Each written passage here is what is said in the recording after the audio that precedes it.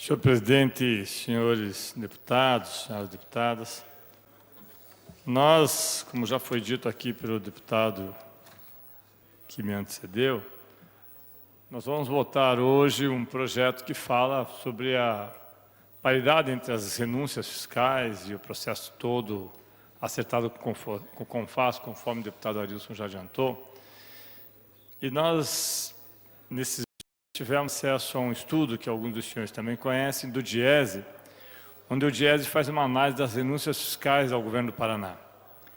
As renúncias fiscais em 2019, a renúncia da receita prevista é de 10 bilhões e 500 milhões de reais, o que equivale a 27,5% da receita corrente líquida. Em 5 anos, a renúncia pode chegar a 55 bilhões e 300 milhões de reais. Ora, quando nós falamos em 55 bilhões, e como disse o deputado Arilson, é mais do que nós temos de um orçamento de receita corrente líquida, é preciso que a gente entenda que é um instrumento de desenvolvimento, a renúncia fiscal, sem dúvida nenhuma é. Ela foi importante para trazer a indústria automotiva para o Paraná, ela foi importante, continua sendo importante para a indústria de alimentação, ela é importante para telecomunicações. Agora, o que nós precisamos saber é quantos empregos, de fato, esta renúncia está trazendo. Quantos valores efetivos para os municípios e para as localidades estas renúncias estão trazendo. Porque, sabem os senhores, que a renúncia fiscal e o orçamento não é isento. A renúncia fiscal não é só das indústrias que se instalam. A renúncia fiscal nos estados, elas estão concentradas em impostos, principalmente no ICMS, mas também no IPVA, no ITCMD. No caso nosso do Paraná, nós temos alguns valores que são surpreendentes. A LDO 2019 prevê uma receita corrente de 55 bilhões, uma de 38 bilhões e uma renúncia de 10 bilhões. 18,8% renúncia corrente líquida, 27,47% de renúncia. É possível observar que as renúncias, estudo DIESE, que as renúncias fiscais comprometem significativo o potencial de arrecadação do Estado entre 2018 e 2022.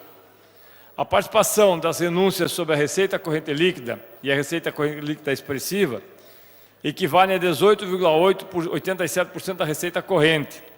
Então, nesse sentido, senhores deputados, nós pegamos os valores da LDO e me chama a atenção, deputada Luciana, porque a isenção, além de todo o processo de renúncia, nós temos as isenções. A isenção em alimentos, por exemplo, de ICMS, em 2020 está previsto 1 bilhão 415, isso é isenção, não é um processo de redução da base de cálculo. Isenção, 1 bilhão 415 milhões, 2021, 1 bilhão 476 milhões, 2022, 1 bilhão 539 milhões. Na parte de eletroeletrônicos, 68 milhões, 71 e 74 milhões. De fármacos, a parte de renúncia, de isenção de fármacos, 289 milhões, 301 e 314 milhões. Na parte de redução de base de cálculo, alimentos, novamente os que têm uma grande quantidade, 514 milhões, 536 milhões, 559 milhões. Setor automotivo, que tem redução na base de cálculo, 893 milhões, 932 milhões, 972 milhões. A parte de eletroeletrônicos, 33 milhões, 34 milhões, 36 milhões. Na parte do ICMS, de crédito presumido, alimentos, 2 bilhões 347 milhões, 2 bilhões 448 milhões, 2 bilhões 553 milhões. E eletroeletrônicos, 172 milhões, 180 milhões, 187 milhões. Chama a atenção, senhores deputados, que nesse processo nós estamos fazendo um pedido de informações hoje, obviamente que se entender que deve, o líder do governo pedirá para discutir, mas nós estamos fazendo um pedido de informações ao senhor René de Oliveira Garcia Júnior, que é o secretário de Estado da Fazenda, com os seguintes questionamentos. Qual o impacto das renúncias para a arrecadação do Estado? Se os setores favorecidos pelas renúncias fiscais responderam com mais dinamismo aos incentivos, geraram arrecadação suficiente para compensar os privilégios concedidos, pois, de acordo com o artigo 14 da LRF, para fazer renúncia deve ser atendido em determinadas condições. Quantos empregos foram gerados em decorrência das renúncias fiscais? Quais empresas que foram favorecidas e em quais valores e montantes? Qual a distribuição das renúncias por municípios e microrregião? Qual o impacto das renúncias para o desenvolvimento da localidade ou região? Qual a eficácia econômica desse tipo de política? Se existe monitoramento por parte do Estado dos resultados e dos impactos das renúncias ou algum estudo aleatório sobre o tema? Em caso afirmativo, nós estamos solicitando, deputado Galo, cópia integral para sabermos se há de fato monitoramento. Por exemplo, Guarapuava tem alguma empresa que recebeu incentivo ou renúncia ou isenção? Piem, que nós sabemos que tem a Tafisa, recebeu esse tipo de tratamento. Guaíra recebeu. Pato Branco recebeu. Porque parte significativa das renúncias, isenções e também do processo feito de cobrança por lucro presumido estão em Curitiba e região metropolitana. Paranaguá tem algum tipo, deputado Galo, tem algum tipo de empresa que recebe? Quantos empregos geram? Como que é compensado? São José dos Pinhais, que tem uma grande quantidade de empresas. Qual o retorno que dá? Eu volto a dizer, nós sabemos que é uma política de Estado, infelizmente na guerra fiscal, nós temos esta medida. Agora é preciso saber, como foi dito pelo deputado Arilson, se a fábrica da Ambev, aqui em Ponta Grossa, gera mais empregos ou menos empregos que ela gerava aqui em Curitiba. Porque como ela modernizou-se, ela faz um processo onde uma nova unidade, que não custa absolutamente nada para os seus proprietários, gere menos emprego do que aquela anterior que ela tinha, justamente pela modernização. Nós estamos perguntando quais são os critérios técnicos utilizados. O senhor que é de Cianorte, sabe, deputado, Cianorte é um polo de confecções. Quais os resultados que nós temos?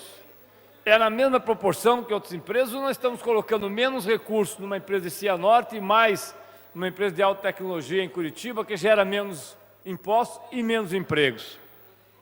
Como são selecionados os setores? E se as empresas favorecidas pelas renúncias têm algum débito ou dívida tributária com o Estado? Porque não é possível que uma empresa ainda seja incentivada e mantenha débito tributário para depois entrar no refis. Da mesma forma, quais as contrapartidas oferecidas para as empresas que se beneficiaram do programa? Se as empresas favorecidas mantiveram o número de empregos, que nós já sabemos que não mantiveram. Se algumas empresas têm o compromisso de manter o nível de emprego ou gerar mais empregos, que foi uma das exigências há algum tempo atrás, quando o governo federal lançou um programa semelhante. E se as empresas beneficiárias têm o compromisso de manter a atividade no estado do Paraná ou na cidade que se instalou. Fazemos essa pergunta, senhores deputados, porque uma das empresas do ramo automotivo, quando teve o seu prazo de incentivo, que seria extinto, manifestou-se no sentido que, se não houvesse uma renovação, ela iria para a Argentina. Ou seja, ficar 10 ou 15 anos recebendo isenção, e quando começa o prazo para pagar, obviamente, pela crise que nós vivemos, coloca uma faca no pescoço do governante, dizendo que ou mantém esse processo todo ou vai embora do país. Que nós sabemos hoje que o que conta não é a planta, o que conta é a tecnologia. A planta é o de menos. A planta, até porque a planta vai ser instalada lá também com isenções. E eu falo isso, senhor presidente, e para encerrar, porque obviamente é o nosso papel buscar essas informações, mas porque nós também tivemos uma informação que os senhores todos tiveram e que desmonta muito dos discursos vazios que por algumas vezes são feitas por diversos segmentos da nossa sociedade. Sabem os senhores qual foi o país que mais recebeu incentivos de financiamento do BNDES? Não foi Angola, que está devendo. Não foi Cuba, que de 300... Deputado Tadeu, um minuto para concluir. De 318 milhões, deve 40. Não foi a Venezuela, que tem uma grande dívida. o país que recebeu disparado o maior valor, de 17 bilhões para cerca de 3 bilhões, foram os Estados Unidos. Aí alguns vão se perguntar, por que o BNDES investiu nos Estados Unidos 17 bilhões de dólares e nos outros 4 bilhões? Porque é uma conta simples, assim como é conta simples, esta está sendo feita por incentivos fiscais. Quando o Banco Mundial investe no Brasil, não é porque ele gosta da cor dos olhos, é porque as empresas americanas vendem para o Brasil com financiamento do Banco Mundial. Quando o BNDES investe nos Estados Unidos, não é porque gosta dos americanos, é porque a Embraer vende aviões para os americanos com financiamento brasileiro. Talvez este conhecimento básico, devessem ter aqueles que às vezes ousam falar algumas coisas que depois não sustentam. Obrigado, senhor presidente e senhores deputados.